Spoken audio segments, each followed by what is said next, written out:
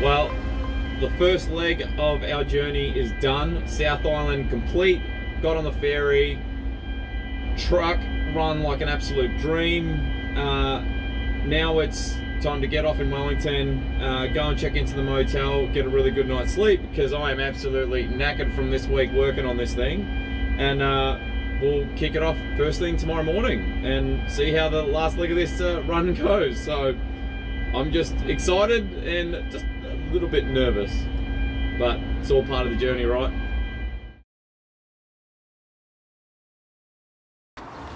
We stayed over in Wellington last night after we got off the ferry. Had an absolutely amazing sleep, and I definitely needed after that week of getting this old girl ready for the road. So now we're just filling up, and we'll see how far we can get from Wellington back to Tahuna, which is going to be it's close to 600 kilometres. So overall, it's a 1,000-kilometre trip, and we've already done the first island, the South Island. So now it's the last leg, the North Island. So we're getting there very slowly.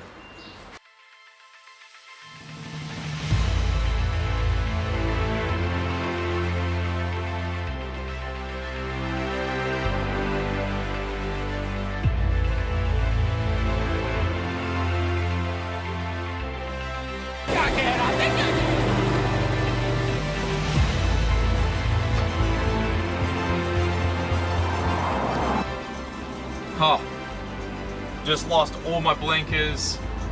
Blinker can was flashing flat out. I'm like, oh no, what's going on? It turns out I just pulled the dash cluster out and it just had a loose wire in the back. So fix that up and we've got blinkers again. Let's keep going.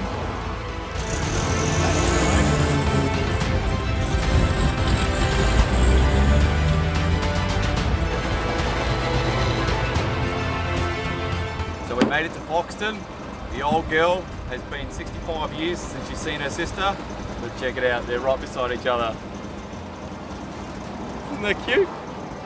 She's a little bit worse for wear, but that just goes to show you the difference between the North Island in New Zealand and the South Island.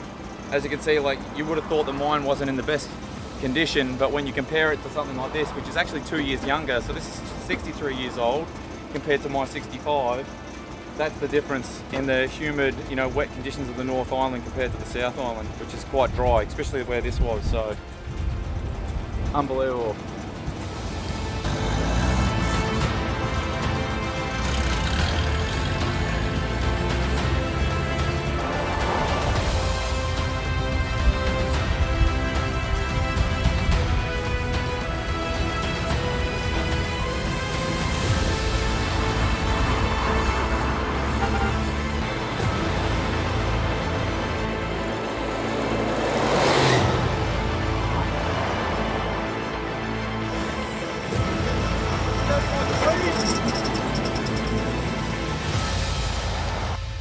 So we've just got to Taihape, which is roughly 500 kilometres from where we took off yesterday.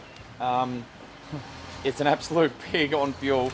I've just done 200 kilometres from Wellington to here, and it's used 3/4 of a 80 litre tank. So I've used roughly 60 litres for 200 kilometres.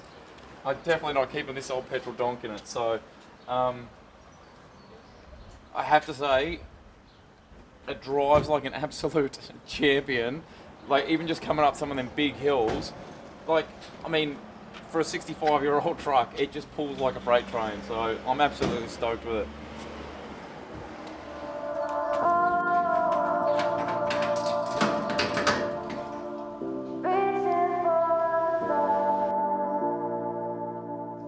All parked up, fueled up, ready to go. Now it's time to fill up the old tank because I'm starving. We've been driving for about 4 hours. So it's going to be nice to get some food, get a nice coffee, and then we'll keep hitting the road.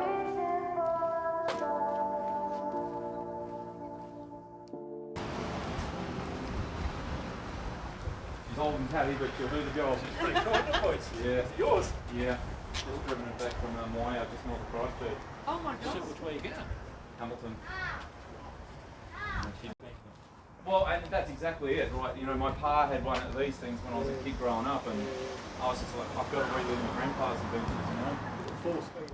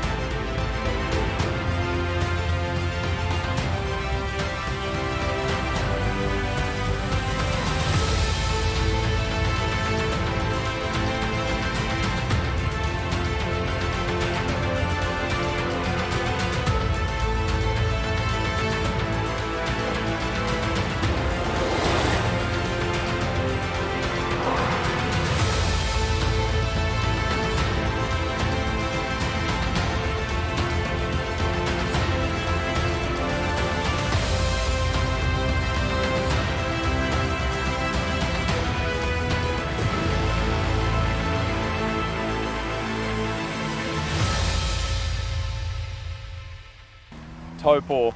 It is so good to get here in the old truck.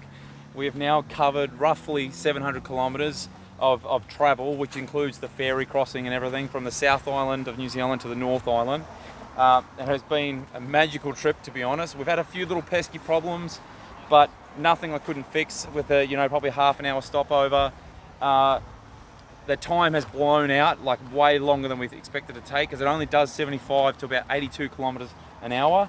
But we're on the last leg of the journey now, 3 hours to go roughly, and it's home sweet home. And I couldn't be freaking happier.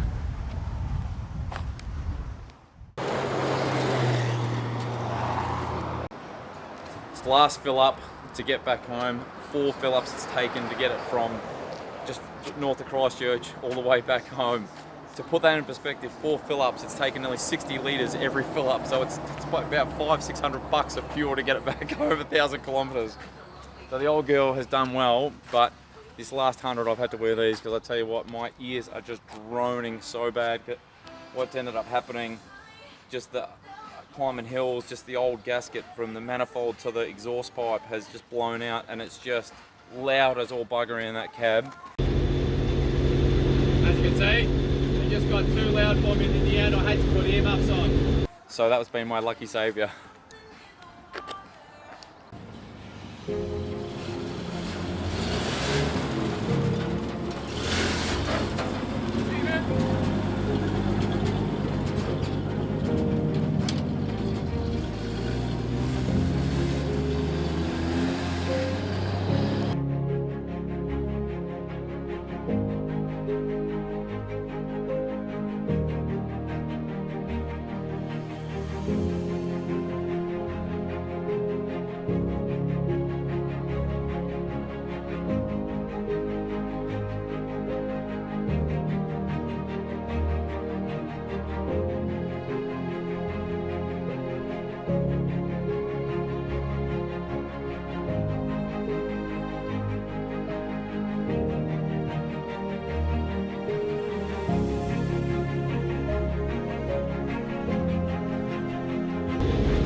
Done 1,980 kilometers. You did well. You did good, girl. You did good.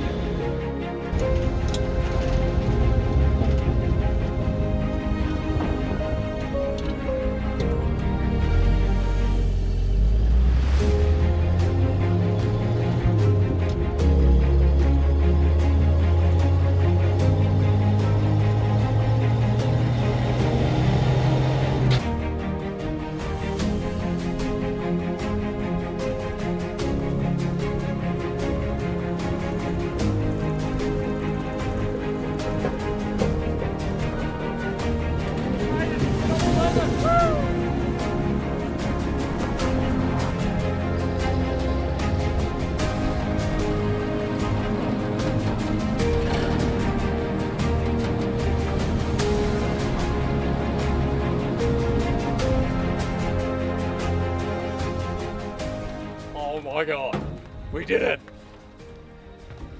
This old girl is an absolute beast.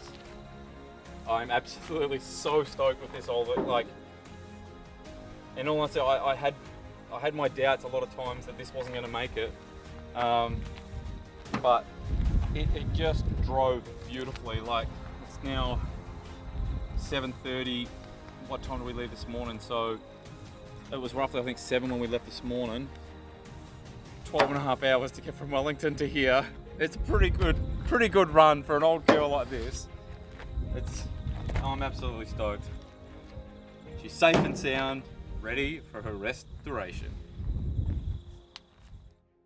So a little recap of our entire 1,000-kilometer road trip. The old girl did so damn well to do that 1,000 kilometers. We had a few little mishaps along the way, but they honestly weren't major issues that stopped her from driving. I'll quickly give you a recap of what actually happened. In fact, it actually was probably the last 100 kilometers where things started to go wrong. So check this out. One of the problems we ran into in the last 100 kilometers, pulled up at the servo and wouldn't start. So quick investigation and found that the starter motor solenoid failed, which to get it going, I literally had to do this the rest of the way. Just simple as that. Little tricks growing up on paddock bombs when you're growing up. One of the other things that I was absolutely wrapped about the road trip, after putting the big radiator in, the temperature stayed at 75 degrees pretty much a majority of the trip. Now that is a little bit cold for what the engine ultimately wants to run at, but I would rather it run at 75 than at 110, which is what it was doing previously with the old radiator, just boiling its head off. So I was stoked with that result. The old brake, I honestly thought that was going to give me troubles the entire way home, but after I slacked off the brake pads, the brake cylinder loosened itself up, so I should say freed itself up, and the brakes were amazing the entire way home. So absolutely stoked. No more problems, drove home great. The real problem that I had the whole way home, not the whole way home, sorry, until I got to about Foxton, was the brake lights and the blinkers were intermittently just coming on and off, and yeah. Anyway, long story short, I was able to put a jump wire between a good positive source to where the power needed to go, because the wires are, you know, pretty tatty, and that's sort of the problem, just to get the rest of the way home. Alright, so this was one of the other problems in that roughly last, it's actually probably 200 kilometers that it blew this flange gasket out. No real big issues, it just makes it super loud to drive in the cab. Yeah, so nothing honestly major went wrong. It was just insignificant stuff that I could fix along the way.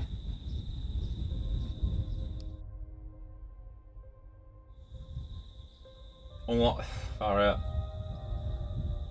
I'm just absolutely wrapped right now that this old girl made it. But I have to say, without AJ and his yard, this wouldn't have been a possibility. So I think that truly this episode has to be dedicated to you, AJ, because mate, you made this all happen for us. You know, without your yard, without those couple of bits of tools, your pressure washer when we had to clean up the brakes, not to mention lending your land and all the material, like the radiator and your old wrecks out the back, wouldn't have happened. So thank you so much, and we intend to come back down and celebrate this win with you. Cheers, buddy.